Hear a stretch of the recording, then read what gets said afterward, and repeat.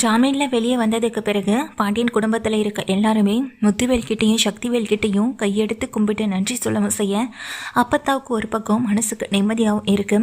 தான் பொண்ணோட வாழ்க்கையும் தான் பசங்க இப்படி இந்த வாழ்க்கை எல்லாமே இதோட முடிஞ்சு போயிடும், இந்த பகை கடைசி வரைக்கும் இருக்க போகுதுன்னு தான் நானும் நினச்சேன். ஆனால் இப்போ இதை பார்க்கும்போது ரொம்ப சந்தோஷமாக இருக்குன்னு பழனிவேல் கிட்ட அப்பத்தா சொல்ல, ஆமாம் எல்லாம் நல்லதுக்கே நடக்கும், சரி சரி நீ முதல்ல உள்ளே போமா, அக்காலாம் எல்லாரையும் நான் வீட்டில் போய் பார்த்துட்டு விட்டுட்டு வந்துடுறேன்னு சொல்லிட்டு பழனி கூட்டிகிட்டு போகிறாங்க. அன்னைக்கு நைட்டு முழுக்க சரவணனுக்கு தூக்கமே வரல. சரவணனை ரொம்ப கவனமாகவும் பார்த்துக்கவும் செய்கிறாங்க. ஏதாவது பிரச்சனை பண்ணிட்டா இங்கே ஜாமீனில் வெளியே வந்த நம்ம திரும்ப உள்ளே போக வேண்டியது இருக்குன்னு சொல்லி சக்திவேலு முத்துவேலு சொன்னதுனால இங்கே கூட இருக்க கதிரு செந்தில்னு 2 பேரும் சேர்ந்து சரவணனை பார்த்துக்கவும் செய்கிறாங்க. சரவணனோ, நீங்கள் என்னை பற்றி பயப்பட வேண்டாம், கண்டிப்பாக நான் அந்த வீடு தேடி போய் எந்த பிரச்சனையும் பண்ண மாட்டேன், எனக்காக இல்லைனாலும் நம்ம அம்மா அப்பா தம்பிங்களுக்காக நிச்சயமான அமைதியாக இருப்பேன்னு சொல்லி சரவணனும் சொல்கிறாங்க. இப்படியே எல்லாரும் ஏதோ ஒரு யோசனையிலே இருந்துக்கிட்டு இருக்கும்போது தான் இங்கே கதிர் வந்துட்டு ட்ராவல்ஸை போய் பார்க்கணும் அப்படின்னு சொல்லிட்டு இங்கே கோமதியை அவங்கள வந்துட்டு ட்ராவல்ஸ்க்கு அனுப்பிவிட கூடவே ராஜியும் கிளம்பி போகிறாங்க. உனக்கு எதுவும் பிரச்சனை இல்லையே அப்படின்னு சொல்லி ராஜியும் கதிரும் மாறி மாறி கேள்வி கேட்டு பேசிக்கிட்டே இருக்காங்க. ஆனாலும் தங்கமயில் அக்கா இப்படி பண்ணுவாங்கன்னு நினச்சி கூட பார்க்கலன்னு சொல்லும்போது அப்போ தான் கதிர் கேட்குறாங்க, நான் ஒரு விஷயத்தை பற்றி யோசித்தேன் அப்படின்னு சொல்ல, என்ன விஷயம்னு சொல்லி கேட்க, இல்லை இவ்வளோ போய் சொன்னாங்களே, அவங்க சொன்ன ஒரு பொய் மட்டும் வீட்டில் யாருக்கோ தெரியலை, இந்த விஷயத்தை பற்றி நாமளும் ஏன் பேசாமல் இருக்கணும் அப்படின்னு கதிர் கேட்க, என்ன விஷயத்தை பற்றி பேசுகிற கதிர் அப்படின்னு கேட்குறாங்க ராஜி. அதான் ராஜி நீ என்கிட்ட சொன்னல அவங்க போட்ட நகை விஷயம்தான் சொல்லும் போதே ராஜிக்கு பகேன்னு ஒரு மாதிரி ஆயிடுது. ரொம்ப ஒரு அதிர்ச்சியோட இங்கே கதிரை பார்க்க, இல்லை என்னாச்சு ஏன் இப்படி ரியாக்ஷன் கொடுக்குறேன்னு சொல்லி கேட்குறாங்க கதிரும்.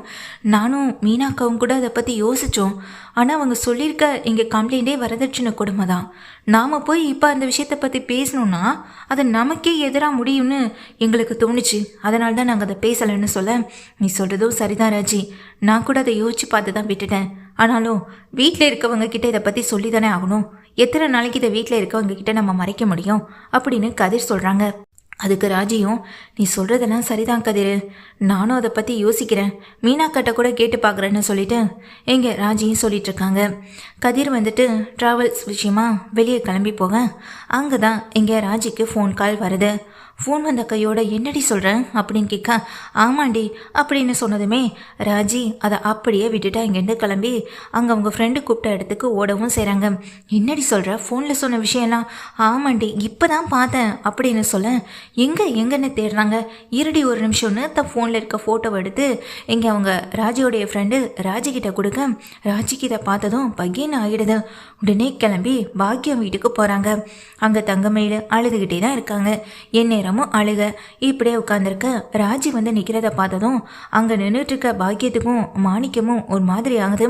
பாக்கியம் கோவப்பட அங்கே உட்காந்துருக்க தங்கமயில் ஓடி வந்து ராஜியை பிடிக்க, அக்கா என்னக்கா இப்போ இதுக்கு நீங்கள் என்கிட்ட வந்து இப்படி நடந்துக்கிறீங்க, முதல்ல என்னை பிடிக்காதீங்க, என்னை தொடாதீங்க, என்கிட்ட பேசாதீங்க அப்படின்னு சொல்ல, மயில் இவகிட்டெல்லாம் என்னடி பேச்சு, நீ எதுக்கு இங்கே வந்த அப்படின்னு பாக்கியம் கோவத்தோட கேட்க, அதுக்கு எங்கள் ராஜியும், நான் ஒன்றும் உங்களை பார்த்துட்டு போகணுன்னு வரல அப்படின்னு சொல்ல, ராஜி மாமா என் மேலே ரொம்ப கோவமாக இருக்காரா, நான் ஏதோ தெரியாமல் பண்ணிட்டேன் ராஜி, அந்த வீட்டுக்கு வரணுன்றதுக்காக தயவு செஞ்சு மாமா கிட்ட சொல்லி என் மேலே கோவப்பட வேண்டான்னு சொல்லு ராஜி அப்படின்னு மயில் அழுக, அக்கா நான் ஒன்றும் உங்களை பார்த்து உங்ககிட்ட சமாதானம் பேசிட்டு போகணுன்னு வரல, நீங்கள் பண்ண வேலைக்கு இப்போவும் உங்கள் மேலே நாங்கள் வீட்டில் இருக்க எல்லாருமே கோவத்தோடு தான் இருக்கோம், இப்போ வரைக்கும் நீங்கள் மறைச்ச ஒரு பொய்யை இந்த வீட்டில் சொல்லாமல் இருக்கதே பெரிய விஷயம் அப்படின்னு சொல்ல, என்ன மிரட்டுறியான்னு கேட்குறேன், உன்னால் முடிஞ்சால் சொல்லிக்கோ அப்படின்னு அங்கே உட்காந்துருக்க பாக்கியமும் மாணிக்கமும் ரொம்ப திமிரா பேச, உங்ககிட்ட பேசி எதுவுமே ஆக போகிறதில்ல அப்படின்னு சொல்கிறாங்க.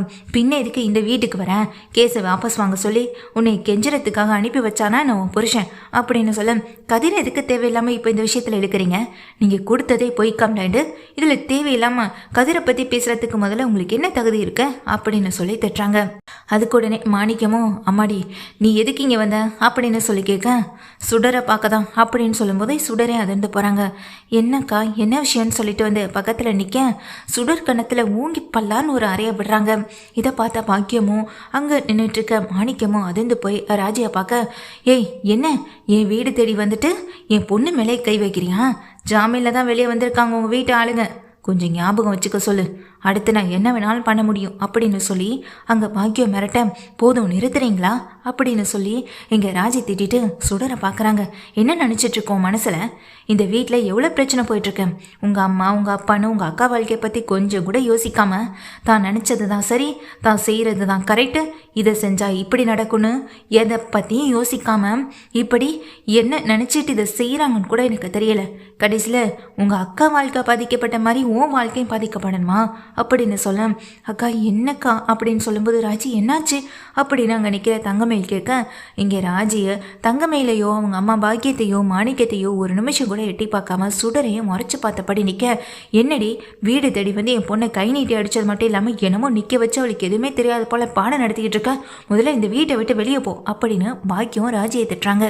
அதுக்கு இங்கே ராஜியும் இங்கே அவங்கள பார்த்து ஒரு வார்த்தை கூட பேசலை. நீ எங்கே போயிட்டு வந்த அப்படின்னு சொல்லி கேட்க, என்னங்க இவன் நம்ம வீட்டில் வந்து நின்று இப்படி பேசிக்கிட்டு இருக்கான்னு சொல்ல, அம்மா கொஞ்சம் பொறுமையாக இருமான்னு தங்கமயில் தான் அம்மாவை அமைதியாக படுத்த நிற்க வைக்கிறாங்க. அப்போது அங்கே நின்றுக்கிட்டு இருக்க சுடர் அக்கா அது வந்துன்னு சொல்ல, இங்கே பாருங்க, நான் ஒன்றும் இந்த குடும்பத்தோட எந்த நிம்மதியை கெடுக்கணும்னோ இல்லை உங்ககிட்ட கேஸை வாபஸ் வாங்கணும்னு சொல்லி கெஞ்சுறதுக்காகவும் இந்த வீட்டுக்கு வரல. என்ன இருந்தாலும் எனக்கும் கொஞ்சம் மனசாட்சி இருக்குது, அதுக்காக தான் நான் இங்கே வந்தேன். நீங்கள் போட்ட பொய் கேஸு என்றைக்குமே அது பொய் கேஸுன்னு தெரியதான் போகுது.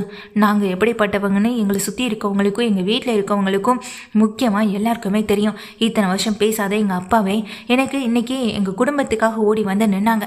எங்களுக்கு அந்த உறவு கிடைச்சதே சந்தோஷம்தான். அதுவும் முக்கியமாக உங்களால் தானே அது நடந்திருக்கு. அப்படி இருப்பட்ட உங்ககிட்ட நான் எப்படி கோவத்தை காட்ட முடியும் அப்படின்னு சொல்ல, ராஜியை பார்த்துட்டு வீட்டில் இருக்க அத்தனை பேர் அகர்ந்து போங்க.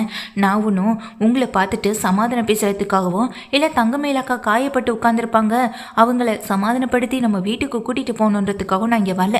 நீங்கள் செஞ்ச இந்த வேலையை எங்கள் வீட்டு ஆளுங்க என்றைக்குமே மன்னிக்க போகிறதும் இல்லை. நீங்கள் பண்ண வேலையால் தங்கமயில் அக்காவை இந்த வீட்டில் இருக்கவங்க ஏற்றுக்க போகிறதும் இல்லைன்னு சொல்லும்போதே, அம்மா அப்படின்னு சொல்லிட்டு தங்கமயில் ஒன்று அழுக, அக்கா இப்படி அழுகிறதுனால எந்த பிரச்சனையும் சரியாகிட போகிறதில்ல.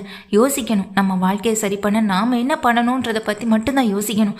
அடுத்தவங்க கையில் பொறுப்பை ஒப்படைச்சா இப்படி தான் வந்து நிற்கும் அப்படின்னு சொல்லிட்டு இங்கே நான் வந்த விஷயத்தை நேரடியாக அவங்க கிட்ட சொல்கிறேன். இங்கே சுடர் ஒரு பையனை லவ் பண்ணுறா அப்படின்னு சொல்லும்போது அத்தனை பேரும் அதிர்ந்து போக, ஏய் என்னடி இவ என்னமோ உன்னை பற்றி என்னென்னமோ சொல்லிட்டு இருக்கான்னு சொல்ல, இல்லைம்மா அது வந்து நான் சாதாரணமாக தாம்மா, நீ பேசிக்கிட்டு இருந்த விஷயமும் தெரியும், நீ யார் கூட பேசிக்கிட்டு இருந்தாலும் தெரியும் அப்படின்னு சொல்கிறாங்க. என்ன ராஜே சொல்கிறேன் அப்படின்னு அங்கே நின்றுட்டு இருக்க தங்கமயில் கேட்க, அக்கா எனக்கு ஒன்றும் இங்கே நம்ம மேலே கேஸ் கொடுத்துட்டாங்க, இந்த குடும்பம் எக்கேடோ கெட்டு போகுதுன்னு நினச்சிட்டு நான் இங்கே வரல. நான் உண்மையை சொல்ல போனேன்னா சுடர் வாழ்க்கை நல்லா இருக்கணுன்றதுக்காக தான் இங்கே வந்தேன். நீ காதலிச்சிட்டு இருக்க பையன் வேறு யாரும் கிடையாது, அவன் பேர் கண்ணன் தானே, இதுக்கு முன்னாடி ஏன் பின்னாடி அவன் சுற்றிக்கிட்டு இருந்தவன் அப்படின்னு சொல்ல, என்ன ராஜே சொல்கிறேன்னு கேட்க, உங்களுக்கு தான் விஷயம் தெரியுமே, ஒருத்தனை காதலிச்சு அவனால் நம்பி வீட்டை விட்டு போய் அதுக்கப்புறம் அவன் என்கிட்ட என்ன நகை திருடிட்டு போன வரைக்கும் எல்லா கதையும் உங்களுக்கு தெரியும்ல. அவனை தான் இன்னைக்கு இங்கே சுடர் ரோட்டில் நின்று அவன் கூட பேசிக்கிட்டு இருந்ததை என் ஃப்ரெண்டு பார்த்துட்டு எனக்கு ஃபோன் பண்ணி விஷயத்த சொன்னான். போகிறதுக்குள்ளே 2 பேருமே இங்கேருந்து கிளம்பிட்டாங்க. ஆனால் என்கிட்ட ஃபோட்டோ எடுத்ததுக்கான வீடியோ எல்லாத்தையுமே என்கிட்ட காட்டினான். அதை பார்த்ததுக்கு பிறகு தான் என்னாலே நம்ப முடிஞ்சுது. அவன் நல்லவன் கிடையாது. நீ நினைக்கிற மாதிரி உங்ககிட்ட ஏதாவது நகை இருந்தால் அதை திருடிட்டு போகலாமா, இல்லை வேறு ஏதாவது உங்ககிட்டேருந்து கிடைக்குமான்னு எதிர்பார்த்து தான் அவன் வந்திருப்பான். நிச்சயமாக சொல்கிறேன், அவனை நம்பி ஏமாந்துறாத, அவன் நல்லவனே கிடையாது அப்படின்னு சொல்கிறாங்க. சுடருக்கும் பெரிய அதிர்ச்சி, வீட்டில் இருக்கவங்களுக்கும் பெரிய அதிர்ச்சி. நீங்கள் வேணால் பொய் நகையை கொடுத்து எங்கள் குடும்பத்தில் இருக்கவங்களை ஏமாத்தினபடி நீங்கள் சுடர் வாழ்க்கையில் ஏமாற்ற முடியாது. அதுவும் இல்லாமல் வந்திருக்கவன் சாதாரண ஆளு கிடையாது. இது மாதிரி பல பொண்ணுங்க கிட்ட நகை பறிக்கணுன்றதுக்காக கிட்ட தவறாக பழக முயற்சி பண்ணவன். நிச்சயமாக உங்கள் குடும்ப பின்னணி தெரிஞ்சு வந்திருப்பானா இல்லைன்றது எனக்கு தெரியல. ஆனால் இதனால் சுடருடைய வாழ்க்கையில் பெரிய பிரச்சனை வரும். அதுக்காக மட்டும்தான் நான் சொல்லிட்டு போகலான்னு வந்தேன். சுடர் உன் வாழ்க்கையாவது நல்லா இருக்கணும்னு தான் நான் நினைக்கிறேன். நீ தங்கமயில் அக்காவுக்கு மட்டும் தங்கச்சியாக நான் அதை யோசிச்சிருக்க மாட்டேன். உன்னை நானும் ஒரு தங்கச்சியாக நினச்சதுனால தான் இன்றைக்கி நான் உன்னை தேடி வந்து இந்த விஷயத்த சொல்கிறேன். அவன் நல்லவன் கிடையாது, அவனை நம்பாத. அவன் மேலே ஏகப்பட்ட கேஸ் இருக்குது. நானும் கதையுமே அவன் மேலே போலீஸில் கம்ப்ளைண்ட் கொடுத்துருக்கோம். என்கிட்டேருந்து திருடிட்டு போன நகையை பாதி தான் அவன் கொடுத்துருக்கான். மீதி இன்னமும் அவன் என்கிட்ட திருப்பி கொடுக்காம இல்லை. தயவு செஞ்சு உன் வாழ்க்கையை நீ நல்லபடியாக அமைச்சிக்கோ. ஆனால் அதே நேரத்தில் எந்த பொய் பித்தலாட்டம் எதுவும் இல்லாமல் சந்தோஷமாக அமைச்சிக்கோ. உன்னை சுற்றி வரானேன்னு அவன் பின்னாடி மட்டும் போயிடாதன்னு சொல்லிட்டு இங்கே ராஜி சொல்லும்போது பாக்கியா அதிர்ந்து போகிறாங்க. ராஜா இங்கேருந்து கிளம்பி ட்ராவல்ஸுக்கு போயிடுறாங்க. அங்கே போனால் கதிர் வந்து உட்காந்துருக்கு. எங்கே போனேன், ட்ராவல்ஸ் எல்லாம் திறந்து கிடக்கு, இங்கே என்ன நடந்ததுன்னே தெரியல, யாரையும் காணும், என்னாச்சு அப்படின்னு சொல்லி கேட்க, ஒன்றும் இல்லை கதிர் அப்படின்னு சொல்கிறாங்க. இவ எதையும் மறைக்கிறான்னு கதிருக்கு நல்லாவே புரியுது. அந்த சமயத்தில் கொஞ்சம் நேரம் கழிச்சு இங்கே ராஜிக்கும் கதிருக்கும் ஃபோன் கால் வந்த கையோட வீட்டுக்கு அவசரமாக பதறி அடித்து கிளம்பி போகவும் செய்கிறாங்க. அங்கே போனால் பாக்கியம், தங்கமயில், மாணிக்கம் 3 பேருமே எங்களை மன்னிச்சிருங்க அப்படின்னு சொல்லிட்டு வெளியில் நிற்கிற கோமதி கால்லையும் அந்த பாண்டியன் கால்லையும் விழுந்த மன்னிப்பு கேட்க, இங்கே நின்றுட்டு இருக்க யாருக்கும் ஒன்றும் புரியலை. அங்கே சரவணனும் கதிரும் செந்திலும் மீனாவும் தான் ஃபோன் பண்ணி வர சொல்லவும் செஞ்சுருப்பாங்க. கோமதி காலையும் பாண்டியன் காலையும் விழுந்த மன்னிப்பு கேட்கவும் செய்கிறாங்க எங்கள் பாக்கியம் குடும்பமும். இதெல்லாம் பார்த்து ராஜா அதிர்ந்து போக, ராஜி மட்டும் இல்லைன்னா ராஜி மட்டும் என் குடும்பம் எக்கேடோ கெட்டு போகணும்னு நினச்சிருந்தா என் 2வது பொண்ணோட வாழ்க்கை வீணாக போயிருக்கும். இன்றைக்கி எந்த பொண்ணோட வாழ்க்கை நல்லா இருக்கும்னு நினச்சி இவ்வளோ பெரிய விஷயத்தை செஞ்சிடும், அந்த பொண்ணோட வாழ்க்கை இன்னோட முடிஞ்சு போயிருக்கும் அப்படின்னு சொல்லிட்டு இங்கே அந்த பாக்கியம் கண் கலங்கி அழுக. அந்த வீட்டில் இருக்கவங்க மன்னிக்க தயாராகவே இல்லை. பொய் கேஸ் கொடுத்து தான் மேலே இவ்வளோ பெரிய கம்ப்ளைண்ட் கொடுத்ததுனாலையும் தன் குடும்பத்தை ஒட்டுமொத்தமாக ஜெயிலில் உட்கார வச்சதுனாலையும் அந்த குடும்பம் யாருமே அவங்க கிட்ட முகம் கொடுத்து கூட பேசாமல் ரொம்ப கோபத்தோட உள்ளே போகவும் செய்கிறாங்க. இங்கே ஒரு மன திருப்தி தங்கமயிலுக்கு இருக்கு, அவங்க கிட்ட மன்னிப்பு கேட்டுட்டோன்ற மாதிரி மன திருப்தி இருந்தாலும் தன்னை இனிமேல் இந்த வீட்டில் சேர்த்துக்க போகிறதில்லைன்ற ஒரு கவலையோடு தான் அந்த வீட்டை விட்டு நகர்ந்து போகவும் செய்கிறாங்க பாக்கியம் குடும்பமும்.